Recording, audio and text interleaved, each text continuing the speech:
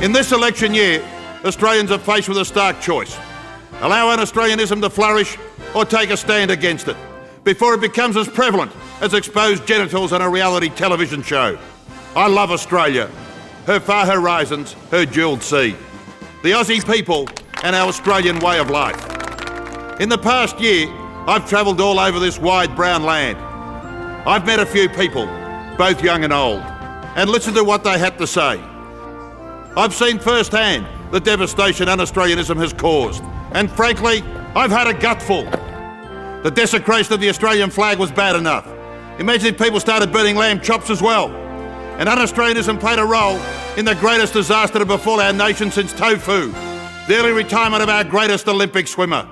Is there anything more un-Australian than those gold medal hungry Yanks who try to poison a big-hearted Aussie champion with the lure of Hollywood just to stop him racing? It's like Phar Lap all over again. That's the danger of too much LA and not enough LAMB. Our junket-loving, limousine-riding, over-superannuated politicians will bombard you with promises in the coming months. But throwing money at the problem is not the answer. We need to throw lamb at it instead. So men and women of Australia, it's time. It's time for the Australia Day party. Our multi-pronged lamb plan will take tax cuts off the table and dish out lamb cuts instead.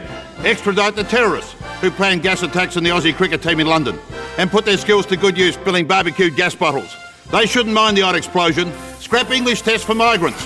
Who cares how they use their tongue, as long as they can use their tongs.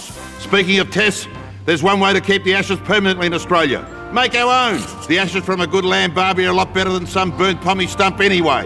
And reduce global warming by finding alternatives to fossil fuels to power barbies. Uranium, for example.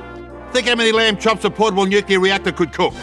If the koala suit-wearing, tree-hugging, alfalfa-munching lobby has a problem with that, they can chain themselves to the nearest plane.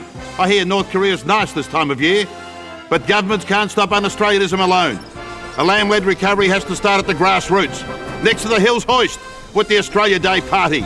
It's a simple concept. On January 26th, all Australians should gather in backyards around the nation, throw some lamb chops on the barbie and have an Australia Day party of their own. My fellow Australians, I have a dream that by Australia Day 2007, no Australian child will be living without a nice juicy lamb chop. And I have a dream that on Australia Day, mung beans and lamb chops can sit together, side by side on the same plate, as long as it's not mine. And I have a dream that lamb can unite Australians of all colours and creeds, even hairy-legged sandal-wearing lentil eaters. So don't be un-Australian. Vote lamb on Australia Day. You know it makes sense. I'm Sam Kekovich. Authorised by D. Thompson for the Australia Day party, spoken by yours truly.